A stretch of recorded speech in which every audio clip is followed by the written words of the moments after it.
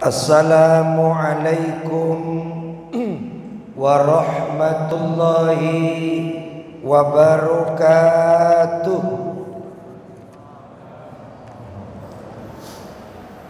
Alhamdulillahi rabbil alamin. Innal hamdalillah nahmaduhu wa nasta'inuhu wa nastaghfiruh. ونعوذ بالله من شرور أنفسنا ومن سيئات أعمالنا من يهد الله فلا مضل له ومن يضلل فلا هادي له أشهد أن لا إله إلا الله وأشهد أن محمدا رسول الله سبحانك لا علم لنا إلا ما علمتنا إنك أنت العليم الحكيم. قال الله تعالى في كتابه الكريم أعوذ بالله من الشيطان الرجيم بسم الله الرحمن الرحيم وسارعوا إلى مغفرة من ربكم وجنة عرضها السماوات والأرض أعدت للمتقين. صدق الله العظيم. Surah Ali Imran ayat 133. Yang kita hormati pengurus masjid, tokoh-tokoh masyarakat, Bapak Ibu shaimin dan shaimat, tamu-tamu Allah, pejuang subuh, semoga kita semua insyaallah senantiasa mendapat rahmat, barokah hidayah dari Allah Subhanahu wa taala. Amin. Ya Rabbal Alamin. Alhamdulillah. Mari kita bersyukur kepada Allah. Di pagi yang sejuk ini Allah masih beri kita nikmat. Alhamdulillah kita dalam keadaan sehat, lahir dan batin, umur yang masih barokah. Dan nikmat itulah yang mengantarkan kita hadir di tempat yang mulia ini, dalam sebuah acara yang mulia yang insya Allah dihadiri oleh orang-orang yang mulia. Semoga kita semua dimuliakan oleh Allah Subhanahu wa taala. Berselawat kita kepada Rasul Nabi Muhammad sallallahu alaihi wasallam dengan mengucapkan Allahumma salli ala sayyidina Muhammad wa ala ali sayyidina wa maulana Muhammad. Assalamu alayka ya Rasulullah.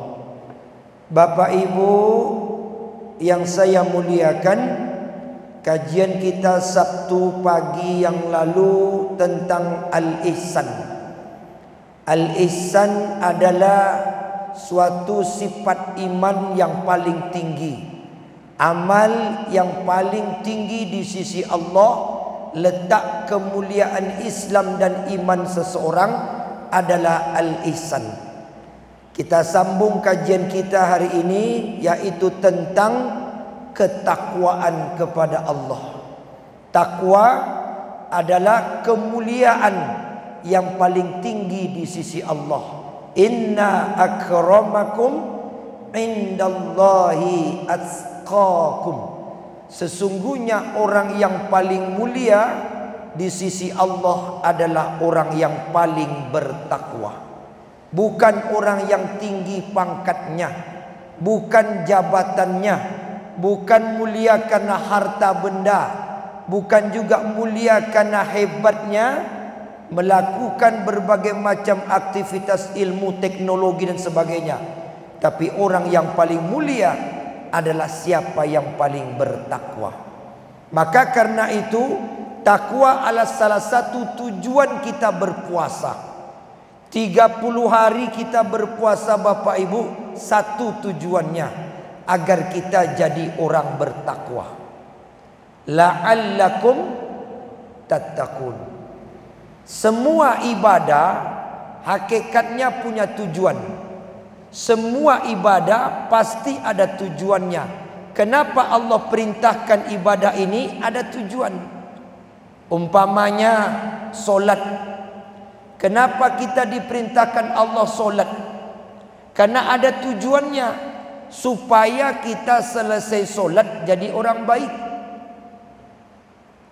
Maka orang yang solat itu orang baik. Tanha anil fahsya'i wal munkar. Bukti dia solat, tercegah perbuatan keji dan mungkar. Kalau ada orang Bapak Ibu solat tapi belum baik, berarti dia belum solat. Itu saja ukurannya. Kalau ada orang solat tapi dia belum berubah jadi baik, berarti dia belum solat. Belum bisa menjaga lisan, belum bisa menjaga perbuatan, menjaga hati, menjaga fikiran, berarti dia belum solat. Mungkin dia baru selesai melakukan gerakan dan bacaan-bacaan solat, tapi solat yang sebenarnya belum dia lakukan. Contoh yang kedua, zakat diwajibkan oleh Allah kepada kita.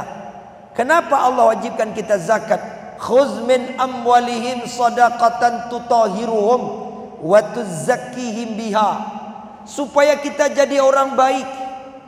Maka orang yang rajin bersedekah, orang yang rajin berwakaf, berinfak, berzakat, dia orang baik. Hatinya baik, tidak lagi sombong, tidak lagi bakhil, tidak tamak. Kenapa? Yang dia miliki dia kasih untuk orang lain. Berarti dia sayang sama orang. Dia capek bekerja dari pagi sampai sore, bahkan sampai malam. Ada yang tak pulang. Setelah dia dapat harta, dia bagikan ke orang. Tanda dia sayang sama orang. Tapi kalau ada orang yang berzakat, berinfak, berwakaf, bersedekah, tidak baik, berarti dia belum berzakat, berarti dia belum bersedekah. Mungkin dia baru mengeluarkan hartanya, tapi belum dapat nilai sedekah. Rugi dia. Makanya orang yang berwakaf, berinfak itu orang baik, orang yang tawadu, orang yang rendah hati, karena bersih hatinya. Shadaqatan tutahhiruhum wa tuzakkihim biha. Bersih hati dan jiwanya, bersih hartanya. Apalagi haji, begitu juga. Apa tujuan haji? Supaya pulang dari Mekah Madinah, dia dapat pahala banyak, dapat haji mabrur, dia jadi orang baik. Kalau ada orang pulang haji selama 30 hari, ada yang sampai 40 hari, singkat dari itu 21 hari, bahkan lebih singkat dari itu ada yang 10 hari. Haji plus. Haji plus itu 10 hari Pak. Kalau haji itu semakin singkat semakin mahal. Kalau reguler 40 hari itu 30 juta sampai 35 juta sekarang. Kalau singkat dari itu 21 hari itu 80 jutaan lebih. Kalau singkat dari itu lagi 10 hari, bisa 200 juta. Jadi kalau semakin singkat haji semakin mahal. Pulang dari haji jadi orang baik. Tapi kalau ada orang pulang dari haji tak baik dia, berarti dia belum haji.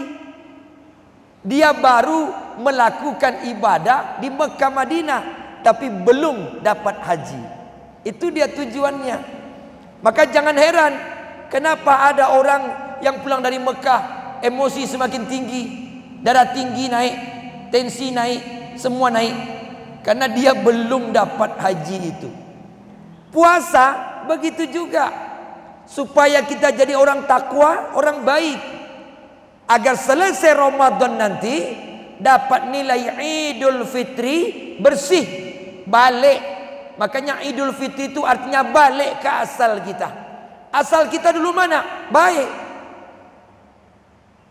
Semua orang lahir ke muka bumi asalnya baik. Kullu mauludin yuladu alal fitrah. Setiap anak yang baru lahir baik. Selesai Ramadan, dia seperti anak bayi, orang baik. Makanya orang yang berpuasa tak sombong. Orang yang berpuasa tidak takabur, tidak hasad, tidak dengki, karena dia balik kepada kesucian. Tengok anak bayi, baik.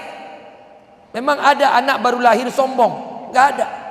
Lahir ke muka bumi, netek nak, enggak. Saya pandai buat susu sendiri. Ada? Enggak ada. Pasti dia butuh bantuan. Ada anak lahir bayi, anak bayi lahir ke muka bumi, berjalan sendiri, lari dia? Tidak ada. Dia butuh orang lain, diajarkan berjalan, diajarkan merangkak, diajarkan karena dia lemah. Makanya ketika jadi anak-anak dia tak pendendam. Pagi kelahi, siang damai. Tu anak-anak beda dengan orang tua. Pagi kelahi sampai mati tak damai. Maka orang yang puasa jadi baik dia, seperti anak bayi lagi. Tak ada pendendam, tak ada sombong. Itulah dia ketakwaan. Itulah dia orang-orang yang takwa. Bapak Ibu yang dimuliakan Allah Subhanahu wa taala, maka karena itu apa keutamaan kita puasa dapat nilai takwa ini? Apa yang kita dapat? Habis Ramadan ni Bapak Ibu, apa yang kita dapat? Kalau di akhirat udah jelas, Allah ganti dengan syurga. Wasari'u ila maghfiratin min rabbikum wa jannatin arduhas samawati wal ard. Orang bertakwa itu disediakan surga seluas langit dan bumi. Uiddat lil muttaqin, untuk orang bertakwa nanti di akhirat. Di dunia ini dapat apa kita? Apa keuntungan bagi kita berpuasa dapat nilai takwa? Surat At-Tolak ayat 2 dan 3 kita kolaborasikan dengan surat At-Tolak. Ada 3 kata Allah. Yang pertama, wa may yattaqillaha yaj'al lahu makhraja. Siapa yang bertakwa, berarti ini ada janji nih. Kalaulah Allah memulai dari kata waman, berarti ada janji berikutnya. Barang siapa yang bertakwa pada Allah, yaj'al lahu makhraja, dikeluarkan dari semua kesulitan hidup, diselesaikan masalah-masalah hidupnya. Karena Allah tahu manusia itu lahir ke muka bumi pasti bermasalah. Betul? Bapak Ibu ada masalah? Hah? Ada kan? Kelihatan dari wajahnya. Kita ni semua punya masalah. Kelihatan saja tenang wajahnya, kelihatan saja muka tak ada masalah. Tapi kalau kita cerita, masalah semua. Punya masalah, macam-macam masalah kita. Kelihatannya saja dia ketawa, kelihatan saja senyum, tapi sebenarnya banyak masalah. Betul? Lalu masalah itulah yang membuat kita jadi bermacam tingkah laku. Siapa orang yang paling banyak masalahnya di dunia? Rasulullah orang yang paling banyak masalahnya. Tapi kenapa Rasul itu kelihatan tenang? Kenapa para sahabat-sahabat Nabi itu tenang? Pengikut-pengikut Rasul itu tenang? Para ulama-ulama tenang? Wali Allah itu tenang jiwanya? Karena dia yakin semua masalah yang dia hadapi dipecahkan oleh Allah Subhanahu wa ta'ala. Masalah itu Pak, jangan kita pecahkan, enggak mampu kita, enggak bisa. Kepala kecil, ilmu terbatas, otak kecerdasan kita terbatas. Masalah masuk semua, ekonomi masuk, politik masuk juga, sosial budaya, istri, suami, anak, tetangga, oh banyak. Masuk kepala kecil nih, dipikirkan sendiri, pecah, bengkok sebelah. Nggak bisa. Makanya lahir orang-orang apa? Stres. Lahir orang depresi. Sampai ada yang gila, bahkan ada yang sampai bunuh diri. Kenapa ada orang gila? Karena masalah. Kenapa ada orang sampai bunuh diri? Karena bermasalah. Makanya orang yang bom bunuh diri itu orang bermasalah. Itu bukan ajaran Islam. Bom bunuh diri sini, bom di sini, bom sini, mati dia. Sebenarnya dia bermasalah. Cuman dia tak tahu dia bermasalah. Dia bilang mau memecahkan masalah dengan bermasalah. Enggak benar. Islam itu rahmatan lil alamin. Tapi kalaupun mau mencegah perbuatan keji mungkar, ada jalannya, ada caranya, ada metode-metode yang diajarkan oleh Allah dan Rasul. Tidak ada diajar Nabi bom bunuh diri. Kalaulah bom bunuh diri ajaran Islam, maka gurunya dulu yang bom bunuh diri. Coba Bapak Ibu, hati-hati anak-anak remaja yang ikut-ikut kajian-kajian sesat. Coba ditanya baik-baik akal sehat. Kenapa remaja-remaja yang masih muda-muda baru nikah suami istri bom bunuh diri? Katanya ada apa itu nilai jihad. Coba tanya sama gurunya, kenapa ada guru yang dulu bom bunuh diri? Iya kan? Kalaulah itu nilai jihadnya tinggi, tentu gurunya lebih dahulu. Guru besarnya yang tengok saya. Saya besok bom bunuh diri ya. Tengok. Contoh saya. Cobalah. Enggak. Yang nyuruh bom bunuh diri tak pernah bom bunuh diri. Tapi orang disuruhnya, dia tahu orang yang disuruhnya itu orang bermasalah. Nah, ini orang-orang stres. Bapak Ibu pernah stres? Halo? Pernah stres? Susah jawabnya. Saya buatlah pertanyaan objektif. Bapak Ibu pernah tak stres? A. Kadang-kadang. B. Sering. C. Selalu. Yang mana? A, B atau C? Yang C? Ada juga yang C. Pasti banyak masalah, pasti punya masalah. Tapi jangan kita selesaikan. Titipkan pada Allah Subhanahu wa taala. Nabi itu banyak masalah, difitnah, dicaci maki, dihina, sampai diembargo, diusir. Lebih dari itu Nabi mau dibunuh. Berat masalah Nabi itu, berat. Andaikan kita jadi Nabi mungkin tidak sanggup. Andaikan Allah tunjuk kita di Nabi mungkin tidak sanggup. Berat. Jadi ulama berat. Jadi ulama itu berat. Jadi ustaz berat.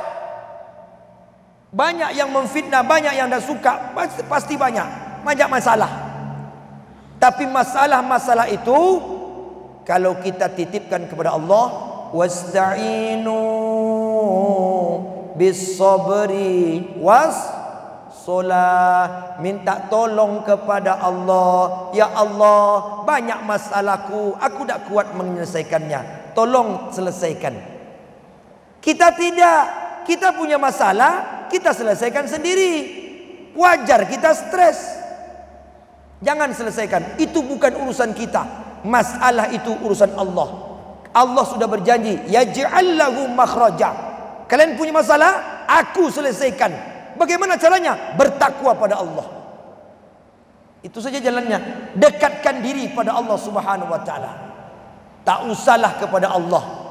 Ada satu urusan di dunia, kita punya urusan. Banyak urusan kita.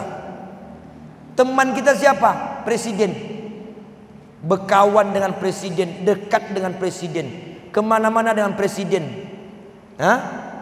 Sarapan sama presiden, makan siang sama presiden, nanti makan malam sama presiden.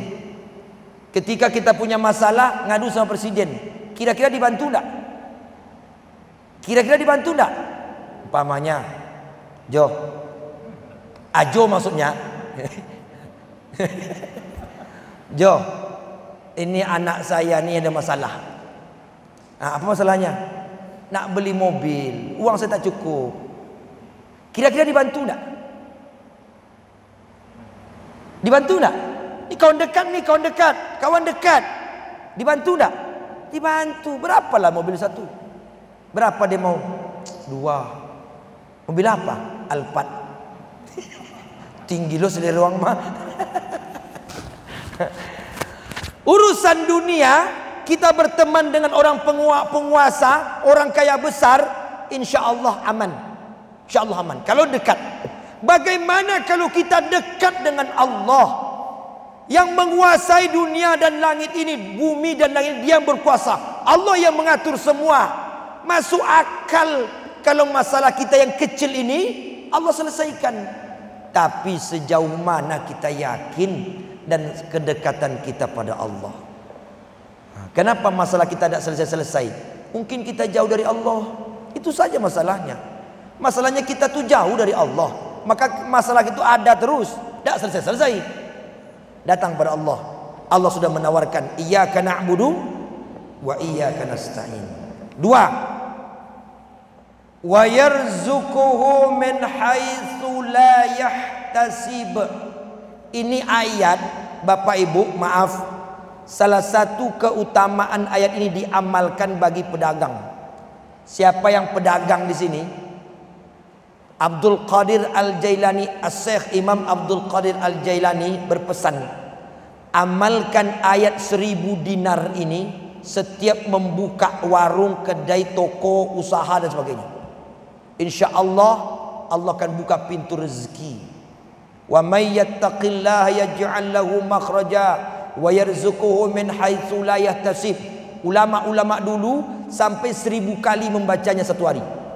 Diulang-ulang. Karena ayat ini luar biasa, dahsyat. Maka disebut oleh ulama ini ayat 1000 dinar. Kenapa 1000 dinar? Kenapa dinar? Karena itu ada unsur kekayaan di situ. Terbuka pintu rezeki. Amalkan ayat ini. Allah janjikan yang kedua, wa yarzuquhu min haitsu la yahtasib. Siapa yang bertakwa pada Allah, rezekinya dijamin oleh Allah. Singkat cerita, lebih gampang memahami ayat ini, orang yang bertakwa pasti tidak akan miskin. Itu tegasnya. Tidak mungkin miskin hidupnya di dunia kalau dia bertakwa pada Allah. Min haitsu la yahtasib. Rezeki akan datang dari pintu yang tak pernah disangka-sangka. Cuman orang sekarang yang mempersempit rezeki. Opini manusia yang mempersempit rezeki. Hati kita terdoktrin oleh pemikiran sesat. Rezeki itu sempit, susah, payah. Tengok adik-adik mahasiswa ketika saya ceramah di Fakultas Hukum Universitas Riau, calon-calon sarjana itu besok mau wisuda. Tahu enggak lambang wisuda? Toga itu kan ada topinya, topi toga. Kan dimerengkan sebelah tuh. Bapak Ibu tahu enggak artinya apa? Selamat nganggur ya, ya Pak. Itu artinya itu. Selamat nganggur. Maka banyak. Jangan bangga pula. Dimerengkan sebelah talinya itu, selamat menganggur. Maka lahirlah sarjana-sarjana pengangguran. Ada lowongan kerja, diterima ini itu, ya kan? Yang dibutuhkan 5 orang, yang mendaftar 5.000. Lalu buat pendapat, susah zaman sekarang. Yang bilang susah siapa? Yang bilang susah itu kan kita. Kalau Allah tidak susah. Kalau Allah mengatakan min haitsu la yahtasib, rezekimu aku berikan dari pintu-pintu yang tak pernah kau sangka. Lebih banyak rezeki Allah itu daripada jumlah manusia. Lebih luas rezeki Allah daripada banyaknya manusia. Bahkan lebih banyak rezeki Allah dibandingkan semua kebutuhan manusia. Tapi pemikiran kita disempitkan oleh doktrin, oleh pemikiran-pemikiran yang sesat. Tak ada orang miskin kalau dia bertakwa, tak ada. Karena Allah tak mungkin ingkar janji, tak mungkin Allah ingkar janji. Nasihati anak-anak baik-baik. Nak, tugas kau tu bertakwa sama Allah. Belajar, berikhtiar, nanti rezeki Allah yang atur. Tak usah kau pikirkan. Kita ini kenapa susah? Karena urusan Allah kita ambil. Yang memberi rezeki itu Allah. Kita ambil. Bukan rezeki, bukan urusan kita. Ada orang bekerja sampai zuhur, masih bekerja, tidak solat, lagi ramai. Kenapa tidak solat Pak? Gini kalau orang lagi ramai, ditinggal pitilang. Sehingga dia tak solat karena kerja. Kenapa? Dia anggap dia cari rezeki, dia yang menjamin rezeki. Dia anggap kerjanya itu mendatangkan rezeki. Salah. Yang mendatangkan rezeki itu Allah. Allah Subhanahu wa taala. Maka tugas kita dekatkan diri kepada Allah Subhanahu wa taala. Nanti Allah yang ngurus rezeki kita. Tidak usah dipikir-pikir lagi. Ubah mindset kita. Imam Malik rahimahullah, ulama imam mazhab, punya kitab Al-Muwatta. Beliau terkenal imam besar di Madinah, disebut dengan Al-Ulama Al-Ijaz, ulama Al-Hijaz. Di Madinah itu beliau jadi guru besar pada masanya, ceramah depan anak-anak muridnya. Apa kata Imam Malik? Hai anak-anakku, rezeki Allah itu ada dua cara. Yang pertama kita dapatkan dengan cara ikhtiar, bekerja, berdoa, jemput rezeki. Yang kedua kata Imam Malik, rezeki itu tak perlu diikhtiarkan, dia datang sendiri. Kata Imam Malik. Lalu ada anak muridnya yang masih belasan tahun berdiri protes. Anak-anak pintar tuh Pak suka protes. Jadi kalau ada siswa, anak-anak murid suka protes, karena biasanya dia pintar, biasanya pintar. Tapi kalau ada jamaah yang hobi protes, belum tentu pintar. Bukan sini, Pak Ji. Bukan di sini, ada tempat lain. Hobinya protes saja, solusi tak ada. Hidup AC salah, mati AC salah. Hidup lampu salah. Dah hidup lampu salah, mati lampu salah. Salah semuanya. Azan orang salah, tak azan orang salah juga. Ada murid hobi protes. Siapa murid itu? Abu Abdullah Muhammad bin Idris Asy-Syafi'i, yang lebih dikenal dengan Imam Syafi'i. Imam Syafi'i ini nama kecilnya Muhammad, jadi dipanggil Muhammad dia. Imam Syafi'i belajar dengan Imam Malik di usia 10 tahun. Ibunya yang langsung mengantar. Karena Imam Syafi'i itu tinggal di Mekah, diantar oleh ibunya ke Madinah. Karena dapat informasi ada guru besar di Madinah, pergilah ke sana. Diantar oleh ibunya. Imam Syafi'i ini sudah yatim karena lahir di Asqalan, Gaza, Palestina. Dia hijrah ke Mekah. Situ meninggal bapaknya di saat usia masih anak-anak. Tinggallah dia sebagai anak yatim. Umur 7 tahun, hafiz Quran 30 juz. Imam Syafi'i itu orang pintar. Belajar sama Imam Malik umur 10 tahun sampai 15 tahun. Ketika umur 15 tahun, apa kata Imam Malik? Muhammad, aku angkat tangan, tak bisa ngajar kau lagi. Kenapa Tuan Guru? Ilmuku sudah kau telan semua. Kitabku Al-Muwatta sudah kau hafal. Aku tak bisa ngajar kau lagi. Kau cari guru yang lain. Nah, makanya Imam Syafi'i akhirnya umur 15 tahun pindah ke Irak. Di Irak dia belajar 2 tahun. Umur 17 tahun diangkat oleh orang Irak jadi ulama besar. Itu Imam Syafi'i. Apa kata Imam Syafi'i? Protes. Maklumlah anak murid kan masih belum begitu matang. Tuan Guru, saya protes. Apa Muhammad? Kalau Tuan Guru bilang rezeki itu bisa kita dapat dengan ikhtiar, saya setuju. Tapi kalau rezeki itu datang dengan sendirinya, saya tak setuju. Oh baik, itu kan pendapat engkau, ini pendapat saya. Baik.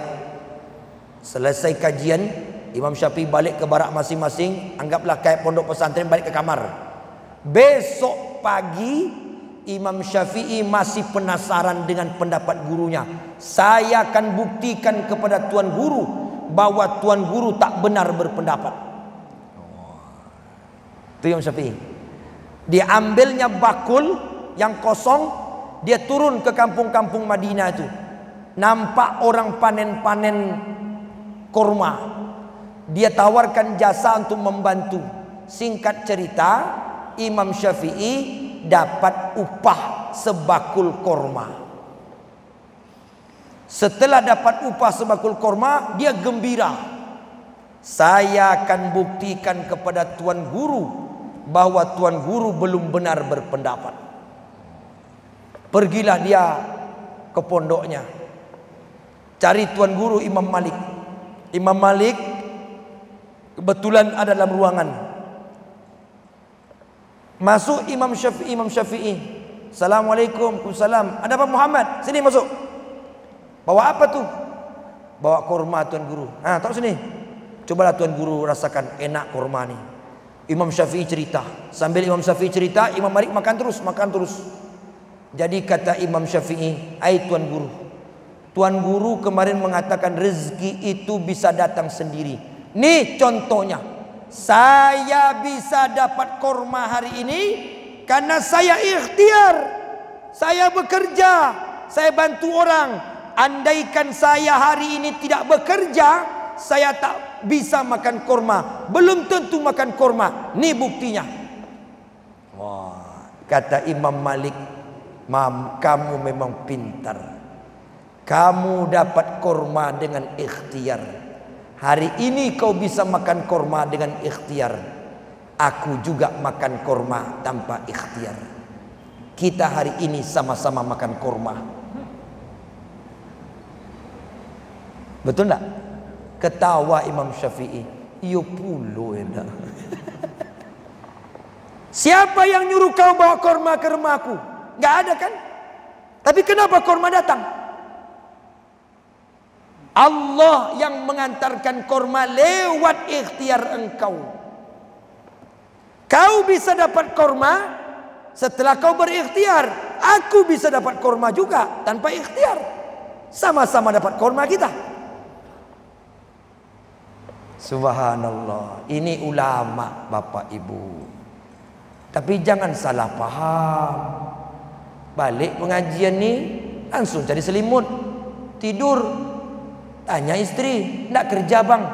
Ustaz Edi ceramah tadi, rezeki akan datang sendirinya. Di luar Ramadan umpamanya, nak kerja, nak ngantor, nak ke pasar, rezeki akan datang. Karena Imam Malik mengatakan rezeki akan datang sendirinya. Min haitsu la yatasib, dari pintu yang tak pernah kita sangka-sangka. Sabar kau dek ya, abang tidur dulu. Siang hari beras tak ada, bang, bari abi, sabar. Kalau Allah takdirkan kita makan siang nih, makan kita. Ambo lalu lu. Tak makan siang sampai malam, bang, kita belum makan seharian, beras tak ada. Sabar. Kalau Allah takdirkan kita makan, makan kita. 3 hari mati bini dia. Jangan samakan kita dengan Imam Malik.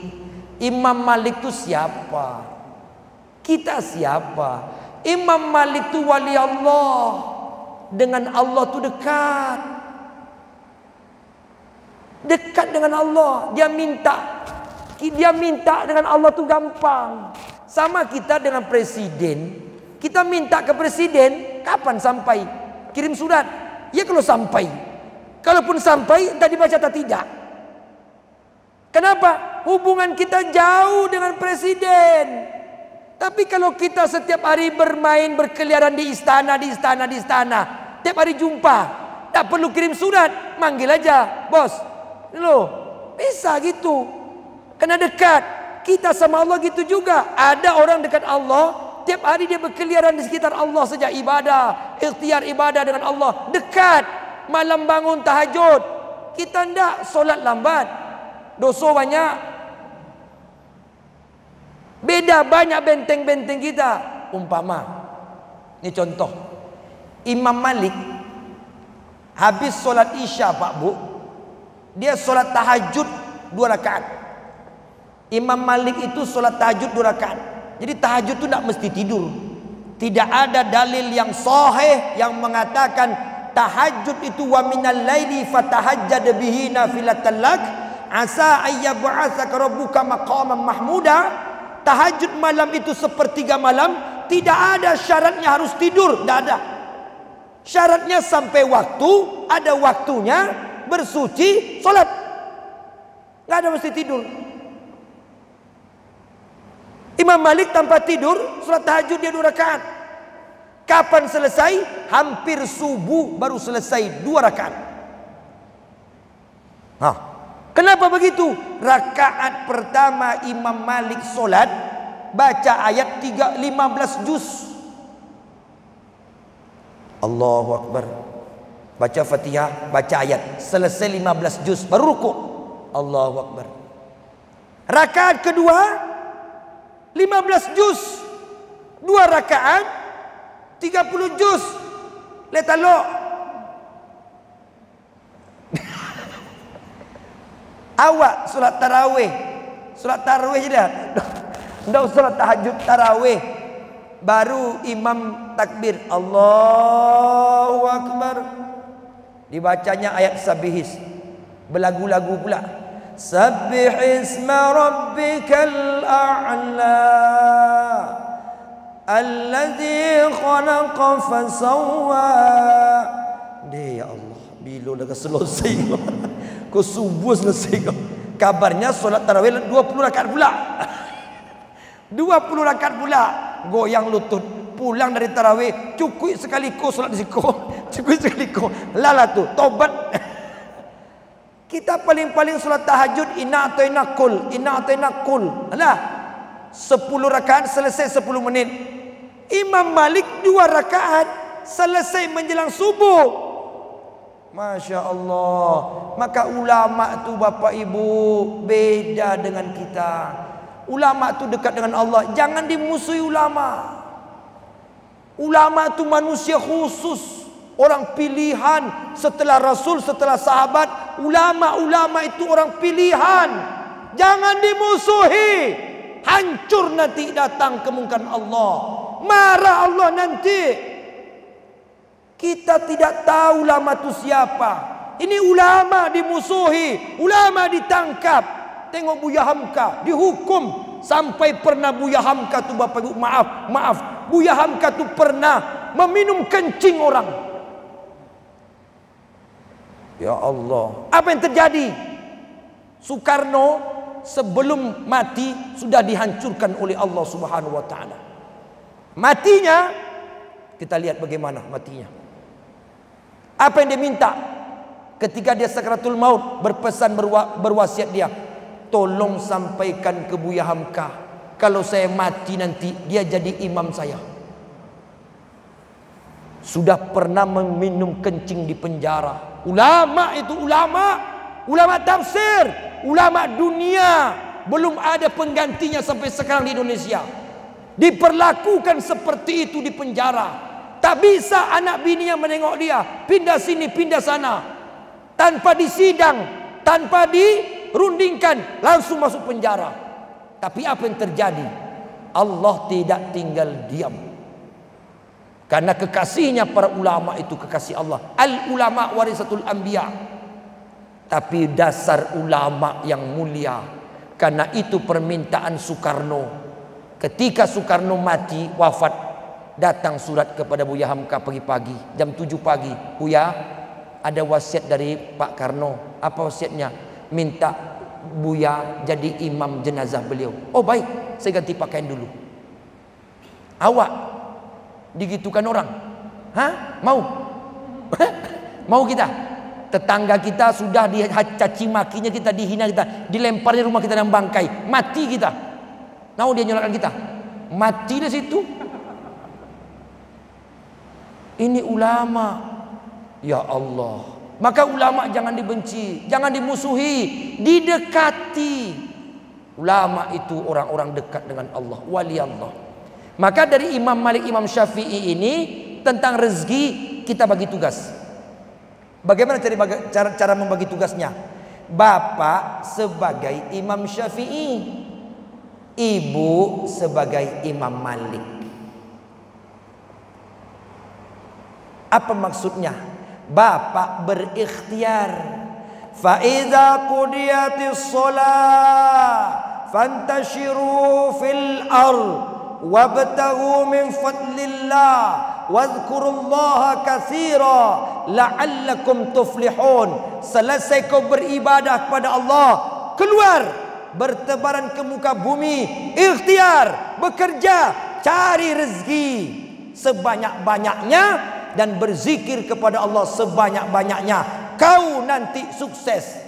La'allakum tuflihun itu artinya supaya kau sukses, berhasil, beruntung, berjaya, makmur. Bapak pergi berikhtiar sebagai Imam Syafi'i, ibu sebagai Imam Malik. Di rumah solat duha, berdoa sama Allah. Itu cara membagi tugasnya. Kalau kita tak bisa seperti Imam Malik, datang rezeki sendiri, nah kita bagi tugas. Nanti Allah akan jamin min haitsu la yahtasib. Nah, inilah keuntungan orang yang puasa, dapat nilai ketakwaan. Ada masalah? Ada yang mau bertanya? Hah? Maksudnya ada yang mau ditanyakan? Ada yang mau tanya? Silakan. Biasanya tak ada masalah nih. Ada yang mau dialog? Ada? Baik, jangan paham. Tapi jangan salah paham. Yang ketiga, wa may yatawakkal 'ala Allah fahuwa hasbuh. Siapa yang bertakwa pada Allah lalu tawakal, Allah akan cukupkan hidupnya. Ini dia puncak dari semuanya. Fahuwa hasbuh, Allah cukupkan hidupnya. Selesailah semua. Apa lagi? Kalau sudah dicukupkan oleh Allah, apa lagi kita cari? Tak lagi, selesai. Bapak ibu mau jadi orang kaya atau jadi orang cukup? Hah? Mau cukup atau mau kaya? Oh, cukup kaya. Oh, beda. Digabung sama cukup kaya. Iya pula enggak? Bu, mau kaya enggak? Enggak mau? Seriuslah. Apa beda orang kaya dengan orang cukup? Orang yang mencari kekayaan dan orang yang mencari kecukupan. Kalau kita mencari kekayaan, yakinlah takkan pernah cukup. Takkan pernah cukup. Bapak kerja di mana? Di situ. Berapa gaji? 100 juta. Cukup? Enggak. Karena apa? Nafsunya ingin 150 juta. Silakan Pak. Waalaikumsalam. Ya, ada mic Pak. Biar yang lain dengar juga. Ya, sebelum kita lanjutkan silakan. Waktu suruh masih ada sekitar 7 menit. Ya, 7-8 menit lah.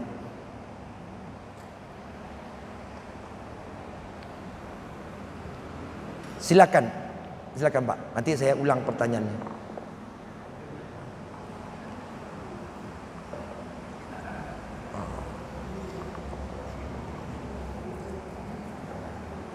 Ada Pak Ji?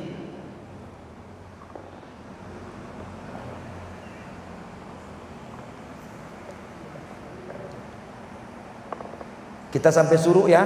Ambil suruh, semua berniat ambil suruh. Ini seperti ibadah umroh. Silakan. Waalaikumsalam warahmatullahi. Pertanyaannya, apakah setiap doa akan dikabulkan Allah di dunia? Apa bentuk doa yang tidak dikabulkan oleh Allah SWT? Baik. Waalaikumsalam warahmatullahi wabarakatuh. Ini persis pertanyaan sahabat kepada Nabi. Ya Rasul, apakah doa kita itu dikabulkan Allah dan apa bukti doa kita dikabulkan Allah? Yang kita baca dalam surah Al-Baqarah 186. Wa idza sa'alaka ibadi anni fa inni qarib. Jika ada orang bertanya pada engkau hai Muhammad tentang diriku, jawablah aku ini amat dekat. Ini takwa tadi. Dekat. Ujibu da'watat da'i iza da'an. falyastajibu li wal yu'minu bi la'allahum yarshudun. Wa iza sa'alaka ibadi anni fa inni qarib ujibu da'watad da'i zadan. Aku ijabah doa orang yang mendoa kepada, yang berdoa kepada aku, dengan syarat fal yu'minu bi wal yu'minu bi falyastajibu li wal yu'minu bi. Ikuti aturanku dan beriman kepadaku. Doa kita bisa dikabulkan Allah dua syarat.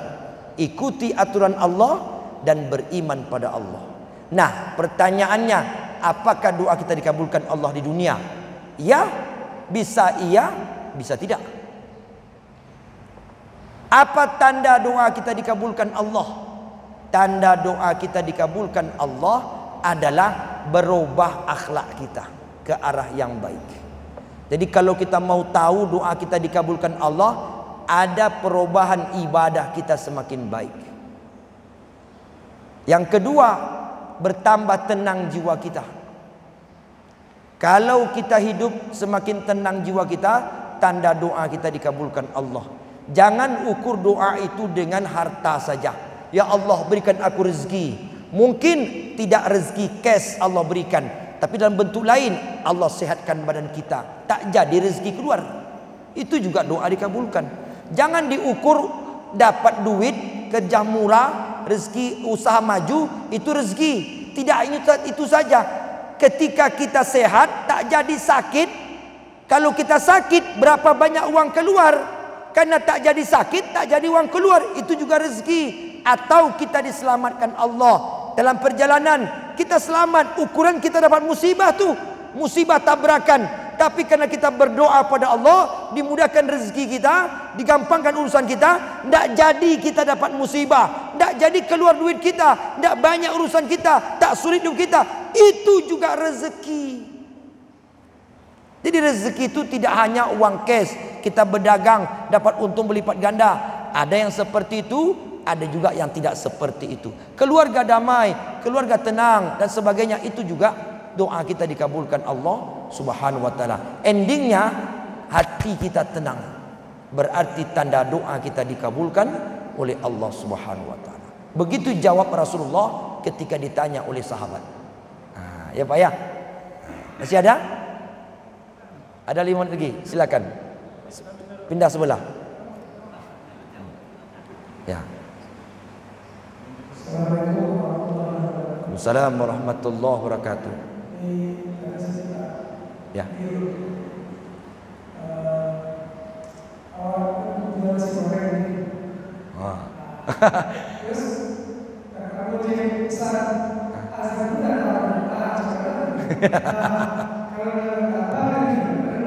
Ya. Yang jelas jangan gara-gara kerja, usaha kita meninggalkan ketaatan kita pada Allah. Kalau misalnya kita masih bisa kerjakan, waktu cepat kerjakan. Kalau tidak, tinggalkan, nanti dulu. Kadang-kadang Allah uji kita di situ. Di saat azan datang orang ramai membeli. Diuji Allah. Suruh pilih panggilan Allah atau panggilan harta. Yakinlah itu mungkin ujian dari Allah. Tinggal kedai. Ternyata kita pergi solat, dicilok orang pula. Lalu berpendapat,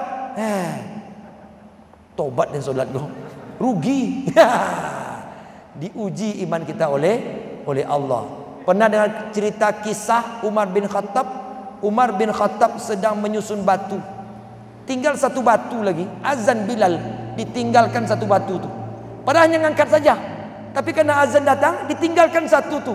Begitu ketaatan dia kepada Allah. Allahu Akbar, Allahu Akbar. Hanya mengangkat batu tu lagi. Dalam waktu dekat ditinggalkannya. Padahal hanya beberapa menit lah, berapa detik lah. Tapi begitulah ketaatan para sahabat kepada Allah Subhanahu wa taala. Kalau awak enggak, talu swantale. Lah kamat Pak, swantale. Lah solat Pak, swantale.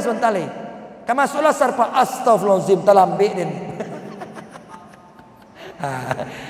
Akhirnya menunda. Ya. Masih ada? Silakan Pak. Terakhir ya, satu orang lagi. Karena kita jangan sampai waktu suruh lewat. Silakan. Ya, terakhir.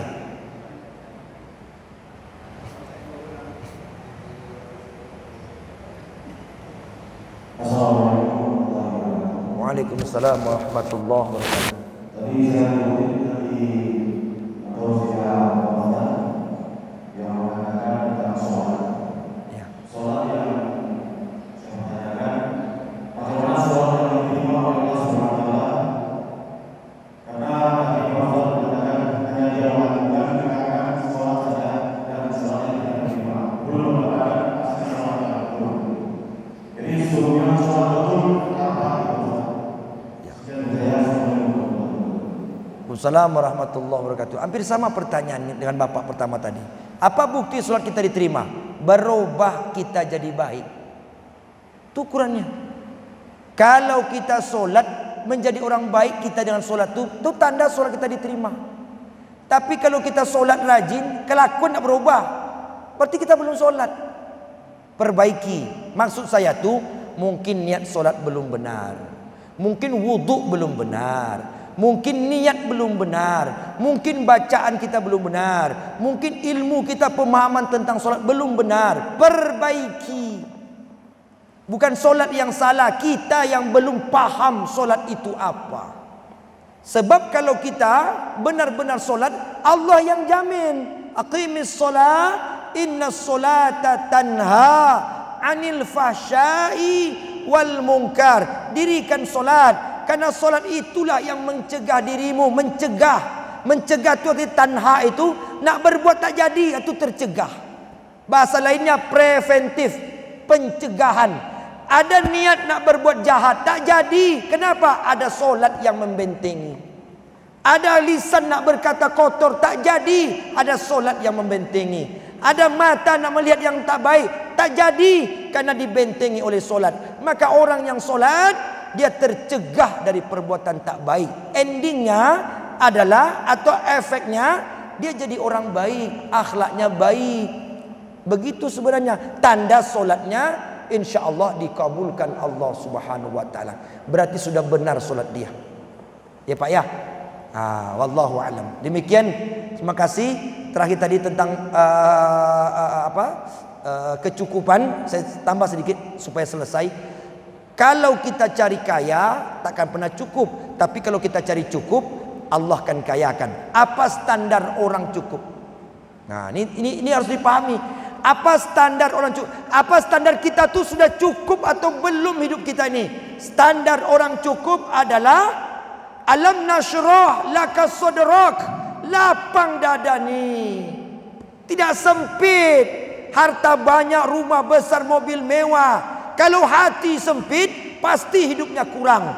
Contoh, jabatan punya, usaha banyak, mobil punya, rumah besar, kok maling, kok menipu, kok masih mencuri, karena dia belum merasa cukup. Itu sebenarnya masalahnya. Dia belum merasa cukup. Kenapa tak cukup? Sempit dada ni, kurang saja.